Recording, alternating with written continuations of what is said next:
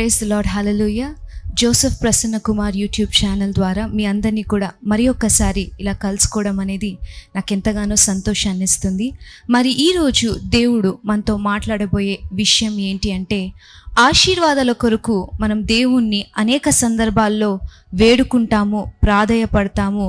ఆశీర్వాదాలు కావాలని దేవుని మనం చాలాసార్లు బ్రతిమాలుతాము. కానీ ఒకవేళ దేవుడు మనకి ఆశీర్వాదాలను ఇస్తే ఆ ఆశీర్వాదాలని మనం ఎలాగో ఉపయోగించుకుంటున్నాము, ఆ ఆశీర్వాదాలని దేవునికి మహిమకరంగా మనం వాడుకుంటున్నామా, లేకపోతే మన పతనానికి మనం ఆ ఆశీర్వాదాలని వాడుకుంటున్నామా అనే విషయాన్ని ఈరోజు నేను మాట్లాడడానికి ఇష్టపడుతున్నాను. మనకందరికీ కూడా బాగా సుపరిచితమైన రాజు బైబిల్ గ్రంథంలో సొలొమోను మహారాజు అండి. సొలొమోను మహారాజు గురించి మాట్లాడేటప్పుడు ఆయనకున్న జ్ఞానం గురించి మాట్లాడతాము. ఆయన ఎలాగా ఆ గొప్ప దేవుని మందిరాన్ని నిర్మించాడు ఆ విషయాన్ని మనం మాట్లాడతాము. తర్వాత ఆయన ఎంత కష్టపడి దేవుని కొరకు ఒక మందిరాన్ని నిర్మించాడు, ఎంతగా ఆయన జ్ఞానంతో దేవుని మహిమపరిచాడు అనే విషయాలను మనం మాట్లాడుకుంటూ ఉంటాం. అయితే సొలొమోను మహారాజు జీవితంలో ఆయన ఆ మందిరాన్ని కట్టించడానికి, ఆ మందిరాన్ని ఆయన నిర్మించడానికి దేవుడు ఒక గొప్ప ప్రణాళికని కలిగి ఉన్నాడండి. ఆ గొప్ప ప్రణాళిక వల్ల ఆయనకి నలుదిశలా కూడా దేవుడు నెమ్మదిని కలగజేశాడు. ఆ మందిరాన్ని ఆయన నిర్మించగలిగాడు అంటే దేవుడు తన శత్రువుల అందరి నుండి కూడా ఆయనని తప్పించి ఆయనకి నెమ్మది కలగజేశాడు. నెమ్మది కలగజేశాడు కనుకే ఆయన ఆ మందిరాన్ని ఆయన నిర్మించగలిగాడు. ఒకసారి మనము మొదటి రాజులు 5వ అధ్యాయం 3-4 వచనాలను చూసుకున్నట్లయితే అక్కడ సొలొమోను మహారాజు హీరాము రాజుకు రాస్తూ ఆయన ఏమని చెప్తాడంటే, నా తండ్రి అయిన దావీదు తన శత్రువుల వల్ల చాలా బాధింపబడ్డాడు. తనకి ఎప్పుడూ కూడా యుద్ధాలు ఉంటుండేవి. తను దేవుని మందిరాన్ని నిర్మించడానికి ఇష్టపడ్డాడు. అయితే దేవుడు ఏమని చెప్పాడంటే, నువ్వు రక్తాన్ని ఒలికించావు, చాలా రక్తాన్ని నువ్వు ఒలికించావు, కాబట్టి నీ కుమారుణ్ణి నేను ఈ మందిరాన్ని నిర్మించుకోవడానికి నియమించుకుంటాను అని చెప్పి దేవుడు నాకు నలుదిశలా కూడా విశ్రాంతిని కలుగజేశాడు. దేవుడు నాకు నలుదిశల విశ్రాంతిని కలుగజేశాడు కనుక ఇదిగో నేను ఈ మందిరాన్ని నిర్మించడానికి నేను పూనుకుంటున్నాను అని సొలొమోను మహారాజు చెప్తాడండి. సొలొమోను మహారాజుకి అప్పటికే ఆయనకి శత్రువులందరూ కూడా మరి దేవుడు వాళ్ళందరి పట్ల కూడా దేవుడు ఏం చేశాడంటే అప్రెస్ చేశాడు. తన శత్రువులు ఎవరు కూడా మరి సొలొమోను మహారాజుకి వ్యతిరేకంగా వచ్చి యుద్ధం చేయకుండా దేవుడు వాళ్ళందరినీ కూడా ఆపివేశాడు. 40 సంవత్సరాలు సొలొమోను మహారాజు మరి ఇశ్రాయేలు ప్రజల్ని ఏలినంత కాలం కూడా ఆయనకి యుద్ధాలు ఏవీ లేవు. దేవుడు ఆయనకి యుద్ధాలు లేకుండా చేశాడు. ఆయన మందిరాన్ని నిర్మించడానికి పూనుకున్నాడండి. అండ్ ఆయన జ్ఞానం ఎంతటి జ్ఞానం అంటే, దేశ విదేశాల నుండి రాజులు, మంత్రులు, రాణులు వీళ్ళందరూ కూడా సొలొమోను మహారాజు యొక్క జ్ఞానాన్ని చూసి ఆయన జ్ఞానం గురించి తెలుసుకోవాలి, ఆయనని ఇంకా టెస్ట్ చేయాలి అని, ఎంత గొప్ప జ్ఞాని అని తెలుసుకోవాలనే విషయాన్ని చూస్తూ మనం చూసుకున్నట్లయితే మొదటి రాజులు 10వ అధ్యాయం 1వ వచనంలో, షేబా దేశపు రాణి, ఆ కాలంలో కమ్యూనికేషన్ సిస్టమ్ ఏం లేదండి, టీవీస్ లేవు, మొబైల్ ఫోన్స్ లేవు, ఇంటర్నెట్ లేదు. కానీ దేశ విదేశాలకి ఆయన కీర్తి వ్యాప్తి చెంది దేశ విదేశాల నుండి మరి రాజులు వచ్చి ఆయన జ్ఞానాన్ని తెలుసుకున్నారు. దేవుడు అంతగా సొలొమోను మహారాజుని హెచ్చించాడు. సొలొమోను మహారాజు దేవుణ్ణి అడుగుతాడు, దేవా నాకు జ్ఞానం కావాలి అని. అప్పుడు దేవుడు అంటాడు, నువ్వు నన్ను జ్ఞానం గురించి అడిగావు కాబట్టి నువ్వు అడగని వాటన్నిటినీ కూడా నేను నీకు ఇస్తాను. సొలొమోను మహారాజు చాలా ఎక్కువగా ఆశీర్వదింపబడ్డాడండి. అయితే అంత ఆశీర్వదింపబడిన రాజు చివరికి ఏమయ్యాడు? మొదటి రాజులు 11వ అధ్యాయం 1వ వచనాన్ని మనం చూసుకున్నట్లయితే, మోయాబీయుల స్త్రీని, తర్వాత సిదోనీయులకి చెందిన స్త్రీలని ఎవరినైతే దేవుడు వివాహం చేసుకోవద్దు అని ద్వితీయోపదేశ కాండం 7వ అధ్యాయం 3వ వచనంలో చెప్పాడో వాళ్ళందరినీ కూడా ఆయన వివాహం చేసుకున్నాడు. వివాహం చేసుకొని తన హృదయాన్ని దేవునికి వ్యతిరేకంగా త్రిప్పివేశాడు. అంటే ఏ దేవుడైతే ఇన్ని ఆశీర్వాదాలకి కారణమై ఉన్నాడో ఆ దేవుడైన యెహోవాని మర్చిపోయి ఆయన ఏం చేశాడంటే మరి ఇతర దేవతలని లేకపోతే విగ్రహాలని ఆరాధించడానికి ఆయన పూనుకున్నాడు. ఆయన తన ఆశీర్వాదాన్ని మరి దేని కొరకు ఉపయోగించుకున్నాడంటే, భార్యలను సంపాదించడానికి ఆశీర్వాదాన్ని ఉపయోగించుకున్నాడు.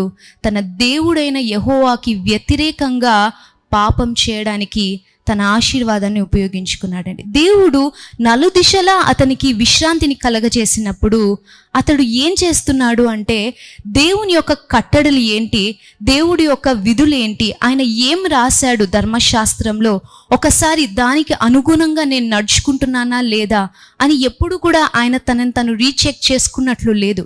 ఎందుకంటే దేవుడు పదే పదే సొలొమోను మహారాజుకి ప్రత్యక్షమైన ప్రతిసారి కూడా ఒక మాట చెప్తాడు. ఏంటి అంటే, నీవు నా మార్గములో నువ్వు అనుసరించిన ఎడల నీ యొక్క సింహాసనాన్ని నేను స్థిరపరుస్తాను. నువ్వు నా మార్గాల్లో అనుసరించాలి, నా కట్టడలను నువ్వు పాటించాలి, నా విధులని నువ్వు నేర్చుకోవాలి, దాని ప్రకారంగా నువ్వు జీవించాలి అని పదే పదే దేవుడు తర్వాత తన తండ్రి అయిన దావీదు అతనికి హెచ్చరిస్తూ ఉంటారండి. తన ఆశీర్వాదాన్ని తను ఏం చేస్తున్నాడంటే, దేవునికి వ్యతిరేకంగా పాపం చేయడానికి తన ఆశీర్వాదాన్ని ఉపయోగించుకున్నాడు. అయితే సొలొమోను మహారాజుకి ఎక్కడి నుండి ఈ విశ్రాంతి కలిగింది, ఎందుకు దేవుడు ఇంతగా సొలొమోను మహారాజుని హెచ్చించాడు అనే విషయాన్ని మనం చూసుకున్నట్లయితే, మొదటి దినవృత్తాంతములు 22వ అధ్యాయం 9వ వచనంలో దావీదు చెప్తాడండి సొలొమోను మహారాజుకి. ఏమని చెప్తాడంటే, దేవుడు నాకు ఒక వాగ్దానాన్ని ఇచ్చాడు, నీకు పుట్టబోయే కుమారుడు సమాధానకర్తగా నుండును. అతడు ఏం చేస్తాడంటే, ఈ సమాధానకర్త నా కొరకు ఒక మందిరాన్ని నిర్మిస్తాడు, తనకి నేను నలువైపులా కూడా విశ్రాంతిని కలగజేస్తాను అని దేవుడు ఒకానొక రోజు దావీదుకి ప్రమాణం చేశాడు. ఆ ప్రమాణాన్ని దేవుడు నెరవేర్చుకుంటూ సొలొమోను మహారాజుకి విశ్రాంతి కలగజేశాడు. అయితే దేవుడు ఎందుకు దావీదుకి ఈ వచనాన్ని ఇచ్చాడు, లేకపోతే దేవుడు ఎందుకు దావీదుకి ఈ ప్రమాణం చేశాడు అనే విషయాన్ని మనం గమనిస్తే 2 సమూయేలు 7వ అధ్యాయం 1వ వచనంలో దానికి సమాధానం మనకు కలుగుతుందండి. యెహోవా నలుదిక్కుల అతని శత్రువుల మీద అతనికి విజయం ఇచ్చి అతనికి నెమ్మది కలుగజేసిన తరువాత, ఇక్కడ ఎవరి గురించి రాయబడిందంటే దావీదు మహారాజు గురించి రాయబడింది. యెహోవా అతని శత్రువుల మీద అతనికి విజయం ఇచ్చి అతనికి నెమ్మది కలుగజేసిన తర్వాత ఆయన ఏం ఆలోచిస్తున్నాడంటే, కింది వచనంలో రాయబడి ఉంటుంది, నేను దేవదా వృక్షములతో కట్టబడిన నగరిలో ఉంటున్నాను, నా దేవుడైన యెహోవా మందసము డేరాలలో ఉంది. ఇక్కడ దావీదు మహారాజుకి దేవుడు తన శత్రువుల నుండి విశ్రాంతి కలుగజేశాడు. విశ్రాంతి కలుగజేస్తే దావీదు మహారాజు దేని గురించి ఆలోచిస్తున్నాడంటే, నా దేవుడైన యెహోవా నిబంధన మందసము డేరాల్లో ఉంది. ఇక్కడ 2 రాజులను మనం చూస్తున్నామండి. ఒక రాజుకి దేవుడు విశ్రాంతి కలగజేస్తే ఆ విశ్రాంతిని ఆయన దేని కొరకు ఉపయోగించుకుంటున్నాడు, తన భార్యల సంఖ్య అధికం చేసుకోవడానికి ఉపయోగించుకున్నాడు.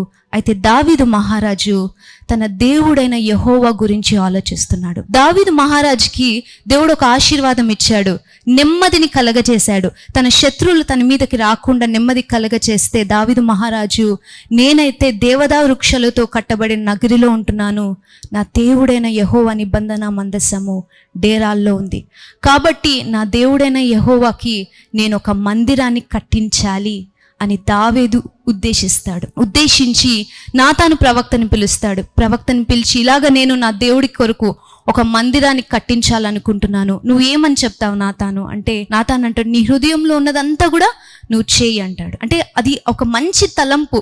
ఇప్పటి వరకు ఎవరికి కూడా అలాంటి తలంపు కలగలేదు. ఇప్పటి వరకు ఏ రాజుకి కానీ, లేకపోతే అప్పటి వరకు ఉన్న ఏ న్యాయాధిపతులకు కూడా అలాంటి ఒక తలంపు కలగలేదు. దేవుడే ఆశ్చర్యపోతాడు. ఏమని అంటాడు, ఇప్పటి వరకు నేను ఎవరు కూడా నాకు ఒక మందిరాన్ని కట్టించాలని నేను కోరుకోలేదే, కానీ నీకు ఈ తలంపు కలిగింది, కాబట్టి ఇదిగో నీ కుమారునికి నేను నెమ్మది కలగచేసి తనకి విశ్రాంతినిచ్చి నా మందిరాన్ని కట్టడానికి నేను ఉపయోగించుకుంటాను. ఆశీర్వాదం దేవుడిస్తే ఆ ఆశీర్వాదాన్ని దావీదు మహారాజు దేవుని కొరకు ఉపయోగించాడు. దేవుని మందిరం ఒకవేళ నేను నిర్మించకపోతే ఆ మందిరానికి కావలసిన సామాన్లు, ఆ మందిరానికి కావలసిన డబ్బు, వాటన్నిటిని కూడా నేను సేకరిస్తాను. నా దేవుడైన యెహోవాకి నేను మందిరాన్ని కట్టించాలి. మన జీవితాల్లో కూడా దేవుడు ఎన్నో సందర్భాలలో మనం వెతికే ఆశీర్వాదాలను మనకిస్తాడు. ఆ ఆశీర్వాదం ఇచ్చిన తర్వాత మనం ఆ ఆశీర్వాదంతో ఏం చేస్తున్నాము? చాలా మంది గృహాలు కట్టుకోవడానికి దేవుని దగ్గరికి వెళ్తూ ప్రార్థిస్తారు కదండి. మేము ఒక ఇంటిని నిర్మించుకోవాలి, దేవా మాకు ఒక ఇల్లు ఇవ్వండి అని ప్రార్థిస్తూ ఉంటాం. ప్రార్థించిన తర్వాత దేవుడు మనకు ఒక ఇంటిని ఇచ్చిన తర్వాత ఆ ఇంటితో మనం ఏం చేస్తున్నాము? మీరు అడగచ్చు, సిస్టర్ ఇంటితో ఏం చేస్తాం సిస్టర్? ఆ ఇంటిని ప్రార్థనా గృహంగా మీరు మార్చాలి. ఇతరులకి ఆశ్రయం ఇచ్చే గృహంగా మీరు మార్చగలగాలి. ఆ ఇంటిలో ఎల్లప్పుడూ కూడా దేవునికి ప్రార్థనలు, విజ్ఞాపనలు, యాచనలు చేసే గృహంగా మీరు మార్చగలిగితేనే మీ ఆశీర్వాదాన్ని మీరు చక్కగా సద్వినియోగపరుచుకున్నట్లు. లేదు అంటే దేవుడు ఇచ్చిన ఆశీర్వాదాన్ని మనము వృధా చేస్తున్నట్లు. దేవుడి కొరకు మనం చాలాసార్లు మనం ప్రార్థిస్తాం, దేవా నాకు ఆరోగ్యం ఇవ్వండి, దేవా నాకు ఆరోగ్యం ఇవ్వండి అని ప్రార్థిస్తాం. దేవుడు ఆరోగ్యం ఇస్తాడు. దేవుడు ఇచ్చిన శక్తితో నువ్వు ఏం చేస్తున్నావు? ఆ ఆశీర్వాదాన్ని నువ్వు ఎలాగో ఉపయోగిస్తున్నావు దేవుని కొరకు? దేవుని సువార్త చేయడానికి నడుస్తున్నావా? దేవుని మాటలు పలకడానికి, దేవుని యొక్క సువార్త చెప్పడానికి నీ గొంతును ఉపయోగిస్తున్నావా? దేవుడు ఆశీర్వాదం ఇస్తే దాన్ని నువ్వు ఎలాగ ఉపయోగిస్తున్నావు? దావీదు మహారాజుకి దేవుడు ఆశీర్వాదం ఇచ్చాడు. తన దేవుడైన యెహోవా కొరకు ఆయన మందిరాన్ని నిర్మించడానికి పూనుకున్నాడు. సొలొమోను మహారాజుకి దేవుడు ఆశీర్వాదం ఇస్తే తన పాపానికి దాసుడైపోయాడు. ఈరోజు దేవుడు మనల్ని అడిగే ప్రశ్న, మన ఆశీర్వాదాన్ని మనం ఎలాగ ఉపయోగించుకుంటున్నాము? మనం ఎప్పుడైతే మన ఆశీర్వాదాన్ని దేవుని కొరకు ఉపయోగిస్తామో దేవుడు మన ఆశీర్వాదాలను రెట్టింపు చేస్తాడు. దేవుడు ఎక్కువగా మనల్ని ఇంకా ఎక్కువగా దీవిస్తాడు. అలా కాకుండా ఆ ఆశీర్వాదాన్ని మనం దేవునికి వ్యతిరేకంగా ఉపయోగించుకుంటే దానివల్ల మన జీవితం అనేది పతనమైపోతుంది. కాబట్టి ఈ కొద్ది మాటల ద్వారా దేవుడు మీతో మాట్లాడాలని కోరుకుంటూ ఒక చిన్న ప్రార్థన చేసుకొని మనం ముగించుకుందామండి.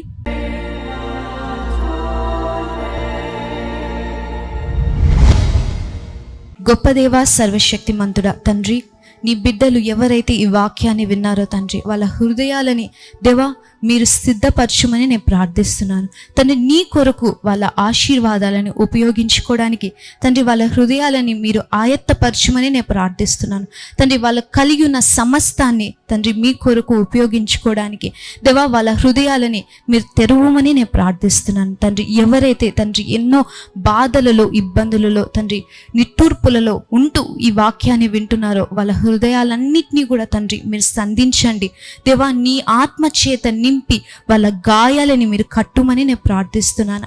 అనారోగ్యంతో ఉంటూ ఎవరైతే ఈ వాక్యాన్ని చూస్తున్నారో దేవా వాళ్ళకి మీరు యెహోవా రాఫా అయి తండ్రి వాళ్ళని మీరు స్వస్థపరచమని నేను ప్రార్థిస్తున్నాను తండ్రి. వాళ్ళ జీవితాలలో శాంతి సమాధానాన్ని మీరు అధికంగా చేసి దేవా వాళ్ళకి కావలసిన ప్రతి ఒక్క ఆశీర్వాదాన్ని మహిమైశ్వర్యం చొప్పున మీరు తీర్చవలసిందిగా కోరుకుంటూ తండ్రి మీకే మహిమ గంత ప్రభావాలను ఆరోపించుకుంటూ యేసుక్రీస్తు వారి నామంలో ప్రార్థించి అడిగి వేడుకుని పొందినాం తండ్రి, ఆమెన్. ఇప్పటి వరకు ఎవరైతే ఇంకా సబ్స్క్రైబ్ చేసుకోలేదో తప్పకుండా జోసెఫ్ ప్రసన్న కుమార్ అనే యూట్యూబ్ ఛానల్కి సబ్స్క్రైబ్ చేసుకోండి. నోటిఫికేషన్ బెల్ని క్లిక్ చేయండి. ఒకవేళ మీకు ఏదైనా సాక్ష్యాలు మీరు కలిగి ఉంటే తప్పకుండా కామెంట్ బాక్స్లో మీ సాక్ష్యాలను తెలపవలసిందిగా కోరుకుంటూ సెలవు తీసుకుంటున్నాము. God bless you all. Amen.